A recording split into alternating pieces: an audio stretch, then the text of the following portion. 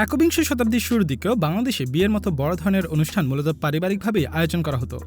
তবে বিগত এক দশকের বেশি সময় ধরেই বিয়ের অনুষ্ঠানগুলোতে নানান বৈদেশিক সংস্কৃতির অ্যাডপশনের ফলে ভিন্ন ভিন্ন ফাংশনের রূপ নিয়েছে, যার প্রতিটিকে ঘিরে বর্তমানে দেশে বিভিন্ন ধরনের ব্যবসা গড়ে উঠেছে। আর এই ব্যবসাগুলো ধীরে ধীরে এক্সপ্যানশনের মাধ্যমে বিয়েকে ঘিরে আলাদা ইন্ডাস্ট্রি আত্মপ্রকাশ করেছে, যা মূলত বাংলাদেশের ওয়েডিং ইন্ডাস্ট্রি। এই ইন্ডাস্ট্রিতেই বর্তমানে ইভেন্ট ও ওয়েডিং ম্যানেজমেন্ট ফার্ম থেকে শুরু করে বিভিন্ন কনভেনশন বা community centre, catering service, makeover, clothing, jewellery সহ আরও নানান ধরনের সাবসেক্টর কন্ট্রিবিউট করছে।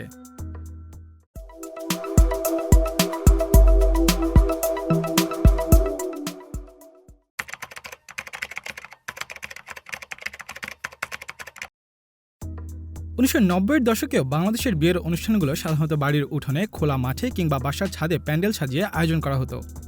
এই অনুষ্ঠানগুলোর আয়োজক হিসেবে বেশিরভাগ ক্ষেত্রে বাড়ির ছেলেমেয়েরাই থাকত, যারা ডেকোরেশন থেকে শুরু করে সকল আনুষ্ঠানিকতা পারিবারিকভাবেই সম্পন্ন করত।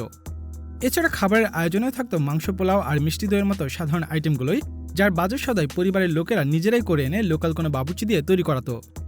আর সম্পূর্ণ বিয়ের আনুষ্ঠানিকতাকে ক্যামেরাবন্দি করার জন্য লোকাল ফটো স্টুডিওর ক্যামেরাম্যানদেরই হায়ার করা হতো।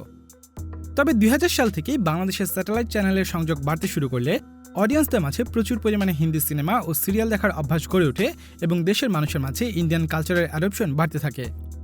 সেখান থেকেই বাংলাদেশের হায়ার ক্লাস থেকে শুরু করে মিডল ক্লাসও বিয়েতে বেশ কয়েক ধরনের অনুষ্ঠান মিলিয়ে জমজমাট আয়োজনে আগ্রহী হতে থাকে, যার কারণে বিয়ের অনুষ্ঠানের রীতি ও ফাংশনের পরিমাণও ধীরে ধীরে বাড়তে শুরু করে।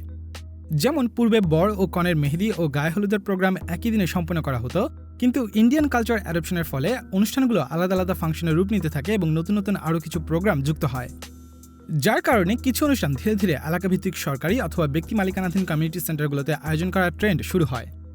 অনেকেই আবার কমিউনিটি সেন্টারের বদলে বিভিন্ন রেস্টুরেন্টে বিয়ের আয়োজন করতে শুরু করেন। অন্যদিকে উচ্চবিত্তরা বিয়ের বিভিন্ন আনুষ্ঠানিকতা 5 স্টার হোটেলে আয়োজন করতে শুরু করে। কমিউনিটি সেন্টারগুলোতে অনুষ্ঠান আয়োজনের ক্ষেত্রে অনুষ্ঠানের খাবার এবং সেন্টার সাজানোর দায়িত্ব কমিউনিটি সেন্টারের উপরেই থাকত। এদিকে রেস্টুরেন্টগুলোর আয়তনের কারণে একই সাথে অনেক বেশি লোকের খাবারের আয়োজন করা সম্ভব হতো না, যার কারণে মফস্বল এলাকাগুলোতে বড় আকারের কমিউনিটি সেন্টার এবং শহরের হায়ার ক্লাস এরিয়াগুলোতে কনভেনশন হলের মতো ভেন্যুর প্রচলন শুরু হয়।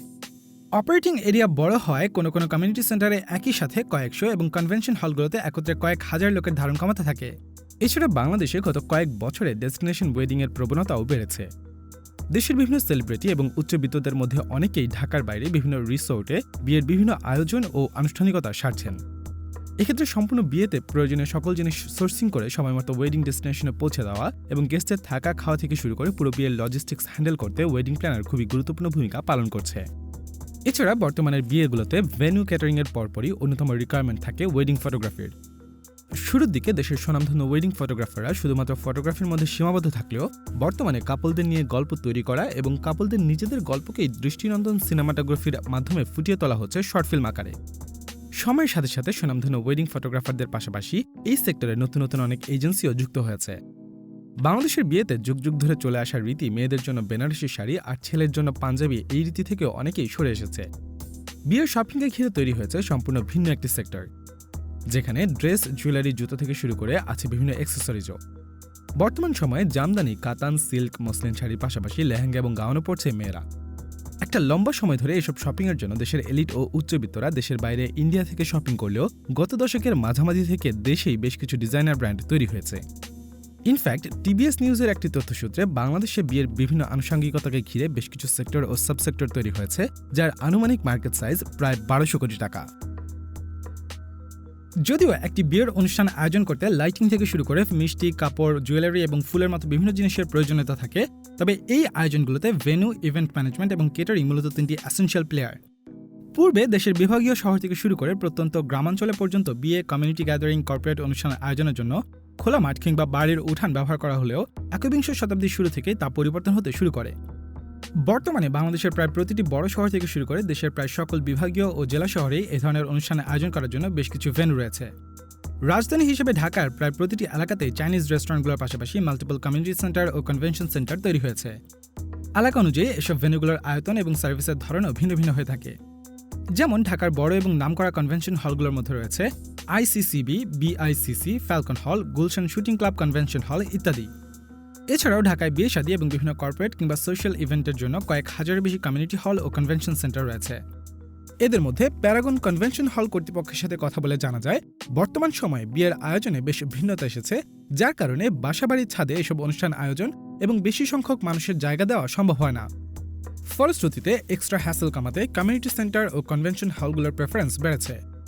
ঢাকার ধানমন্ডিতে অবস্থিত এই হলটি 2018 সালের নভেম্বরে কার্যক্রম শুরু করেছে এবং এ পর্যন্ত 650-টিরও বেশি ইভেন্ট আয়োজন করতে সক্ষম হয়েছে। প্যারাগন কনভেনশনের 3টি হলে সর্বমোট 11,500 স্কোয়ার ফিট এরিয়ায় একই সাথে 1200 জনের বেশি গেস্ট হ্যান্ডেল করার ক্যাপাসিটি রয়েছে। ধানমন্ডিরই আরেকটি convention centre Fortune square convention যাত্রা শুরু করে 2019 সালের ফেব্রুয়ারি মাসে। এই কনভেনশন হলটি মূলত একটি বহুতল ভবনের টপ 3টি ফ্লোর নিয়ে সর্বমোট 12,000 স্কোয়ার ফিট আয়তনের, যেখানে একই সাথে 1,500-এরও বেশি গেস্ট হ্যান্ডেল করার ক্যাপাসিটি রয়েছে।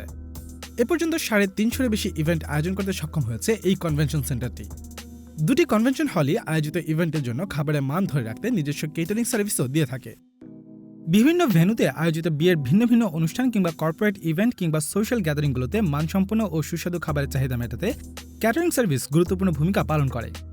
যদিও বেশিরভাগ ক্ষেত্রেই দেখা যায় ভেন্যু বা কমিউনিটি সেন্টারগুলোরই নিজস্ব কেটারিং সার্ভিস রয়েছে, আবার অনেক ভেন্যু কাস্টমারদের multiple catering service provider option হিসেবে দিয়ে থাকে, যেখান থেকে কাস্টমার নিজেদের পছন্দ অনুযায়ী কেটারিং সার্ভিস চয়েস করতে পারে।